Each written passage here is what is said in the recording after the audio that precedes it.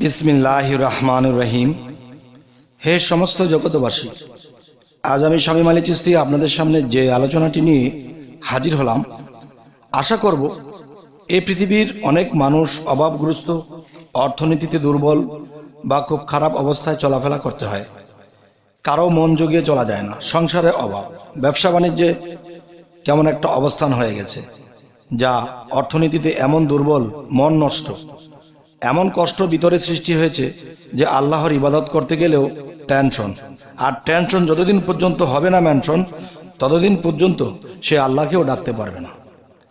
তাই আমি আজকে যে আলোচনাটি নিয়ে আসলাম, অবশ্যই খেয়াল করবেন এবং আপনার ভাগ্য ঘুরে যেতে পারে, অগ্রিম খবর পেয়ে যেতে পারেন। তাই আজকের এই আলোচনাটা অবশ্যই শুনবেন।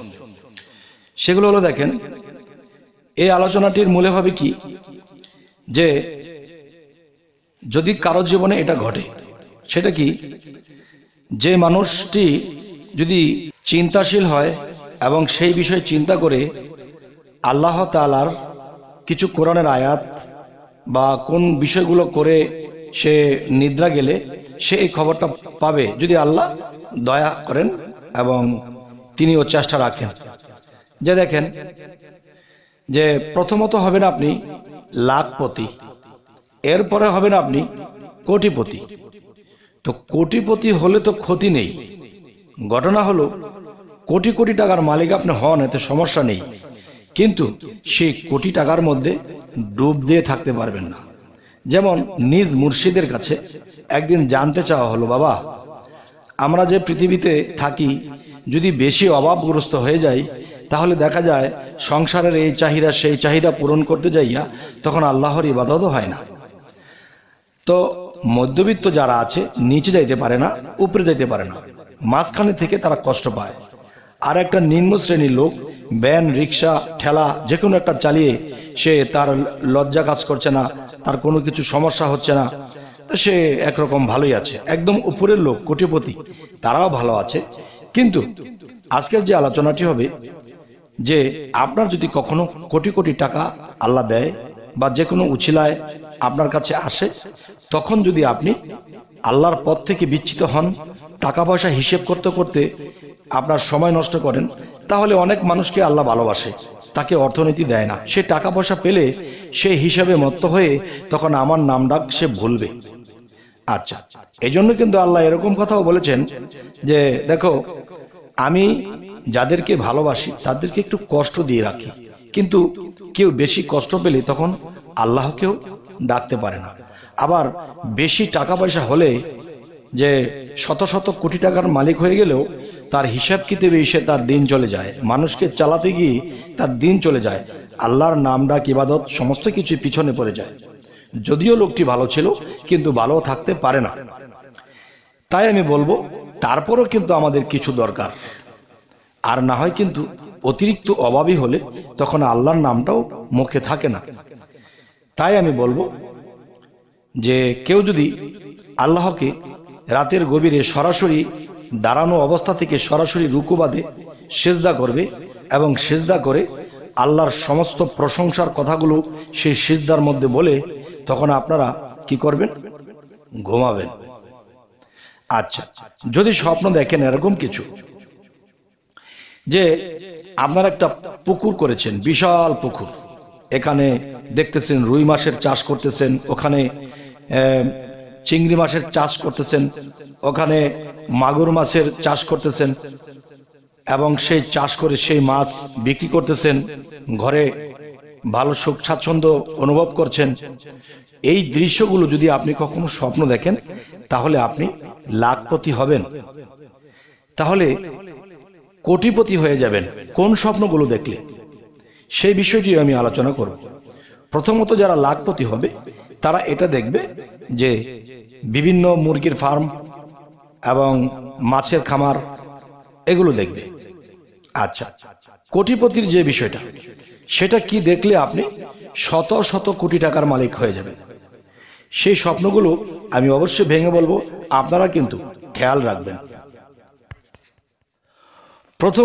প্রথম যে কথাটি বলবো স্বপ্নের, সেটি হলো, আপনি যদি দেখেন যে আপনি স্বপ্ন দেখতেছেন যে কোনো বেগানা নারী দেখতে শুনতে খুব ভালো সুন্দর, তার সাথে কথা বলতে বলতে আপনি সেই কামে লিপ্ত হয়ে গেছেন, আপনি তার সাথে সহবাসে লিপ্ত হয়ে গেছেন। এরকম কিছু যদি আপনি দেখেন, দেখা গেছে আজকে দেখেছেন আবার কিছুদিন পরে দেখেছেন, এরকম 3 বার যদি আপনি দেখেন তাহলে আপনি লাখপতি হয়ে যাবেন। কারণ এই স্বপ্নের ব্যাখ্যাতে গেলে দেখেন মানুষের একটা সুখ, একটা আনন্দ কিন্তু সেখানে আসছে, আর সেটা দিয়ে কি বোঝানো হলো যে তুমি লাখপতি হবে, সুখ সুখ স্বাচ্ছন্দ্য আপনার ঘরে আসবে, অর্থনীতি আসবে। এ হলো লাখপতির যে ফয়সালাটা গেল।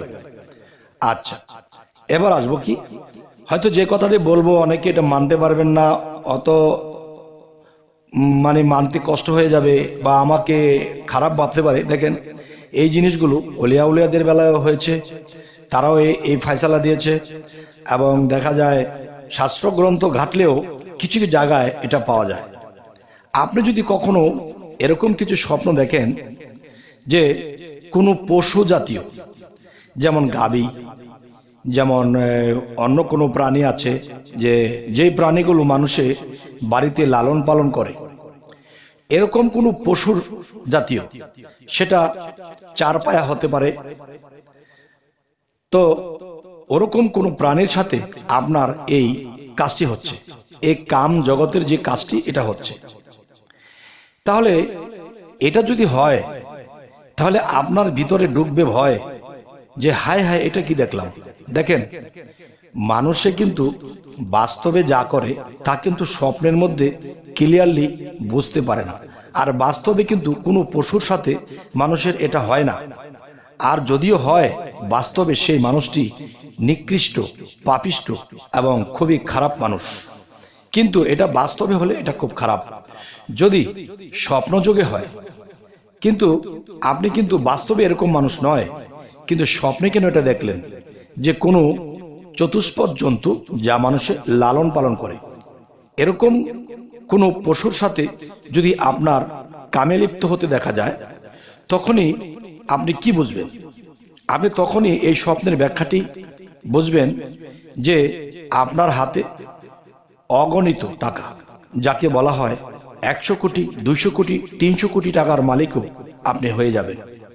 আচ্ছা, তাহলে আপনি বলতে পারেন, বা আপনারা যারা শুনছেন তারা বলতে পারেন, আমরা শামীম আলী চিশতিকে ভালো জানি, সে এই ধরনের কি কথা বলছে। দেখেন এই কথাগুলো আমার নয়, আমি পৃথিবীটা ঘুরতে পারিনি, তবে আমার দেশে আমি যতটুকু জেনেছি, বুঝেছি, জ্ঞানীদের সাথে চলেছি এবং শাস্ত্র গ্রন্থের মধ্যেও ইঙ্গিত পেয়েছি, এ ধরনের পশুর সাথে যাদের এটা স্বপ্নযোগে এটা হতে দেখে, খারাপ কাজটা করতে দেখে, তাহলে সে এমনকি 300, 400, 500 কোটির, 1000 কোটি টাকার মালিকও সে হয়ে যেতে পারে।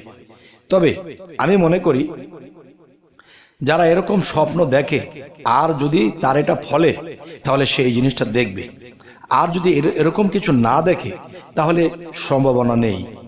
তবে হ্যাঁ, আরেকটা কথা বলবো, বাস্তব জগতে কিন্তু এটা সম্ভব নয়, কিন্তু এটা স্বপ্নে কেন হয়? কারণ এটার যে একটা ব্যাখ্যা, এই ব্যাখ্যা বিশ্লেষণের মধ্যে এটাই পাওয়া যায়। কিন্তু দেখেন, আপনারা আমাকে হয়তো এই কথাটা শুনে বলতে পারেন, এমন একটা কথা, এরকম একটা খারাপ কথা শামীম আলী চিশতি বলল, আসলে বাবা এটা আমার কথা নয়, এটা পাওয়া গেছে। আর এটা যে পাওয়া গেছে, আমি, আপনারা যদি চান যে কোথায় পেলেন, কোন গ্রন্থে পেলেন, সেটাও আমার কাছে প্রমাণ আছে, সেটাও আমি দিতে পারবো ইনশাআল্লাহ। তো আমি যদি কোনো গ্রন্থ বা কোনো জ্ঞানী চতুর, সেই জ্ঞানী চতুর যারা এবং ভালো লোক যারা, তারা কি এসব কথা বলবে, এই ধরনের ব্যাখ্যা দেবে? কিন্তু ব্যাখ্যা আছে, সব জিনিসেরই ব্যাখ্যা আছে, কিন্তু দেখা যায় এটা মেনে নেওয়ার মতন লোক খুব কম। আচ্ছা, এখন বলা যেতে পারে যে সে পশুর সাথে যদি কারো এই খারাপটা ঘটে, তাহলে সে কোটিপতি হবে। এর কারণ কি? দেখেন, আমরা যদি হাদিস খুলি, অন্ততপক্ষে এই জিনিসটি পাওয়া যায় যে আপনি, যে এই জিনিসটি পাওয়া যায় যে দেখেন যে মানুষ পৃথিবীতে জন্ম নিয়ে এসেছে মানবের ছোটতে, কিন্তু সেই মানুষটি যখন পৃথিবীতে কোনো লোভ লালসায় পড়ে যায় তখন সে মানুষ মারতেও দ্বিধাবোধ করে না, পশু মারতেও কিন্তু দ্বিধাবোধ করে না। আর তারা এই জিনিসটাও জানে, আপনি জানেন, আমি জানি, সেটা কি হাদিস শরীফে এসেছে যে দুনিয়ার ধন সম্পদ আখেরাতের ময়লা। তো আখেরাতের যদি ময়লা হয় তাহলে জগতে চলতে গেলে এই আখেরাতের ময়লা আমাদের লাগে। তবে এই ময়লাটা যার বেশি হয়ে যায় সে আল্লাহর পথ থেকে বিচ্যুত হয়ে যায়। দুনিয়াবি তাকে আল্লাহ অনেক দেয়, সম্পদ, টাকা পয়সা, ব্যাংক ব্যালেন্স অনেক কিছু দেয়, কিন্তু সে দুনিয়ার শখ আল্লাহ পূরণ করতে পারবে, কিন্তু আখেরাত ফাঁকা হবে। আর যদি 1000 কোটি টাকার মালিক হওয়ার পরেও সে যদি মনে করে যে এই সম্পদ তো আমার না, আল্লাহ দিয়েছে, এটা আমি পাহারাদার, কিন্তু অহংকার করবে না, আল্লাহর ইবাদত করবে এবং এই টাকা গরিব মিসকিনদের মধ্যে বন্টন করে দেবে, তখন কিন্তু সে জাহান্নামী হবে না। আর যখন এটার মধ্যে ডুবে মত্ত হয়ে রাজনীতিতে নেমে যায় এবং খারাপ কিছুতে লিপ্ত হয়ে যায় তখনই সে জাহান্নামী হবে। তবে হে সমস্ত জগতবাসী, আজকের এই আলোচনা কেন করলাম? মানুষে যা কিছু ভালো দেখে ভালোর ভিতরে খারাপটা লুকিয়ে থাকে, আর যা কিছু খারাপ দেখে সেই খারাপের মধ্যে ভালোটা লুকিয়ে থাকে। তাই আমি বলবো যে এই কথাগুলো আমাদের জ্ঞান পাওয়ার আছে, বোঝার আছে।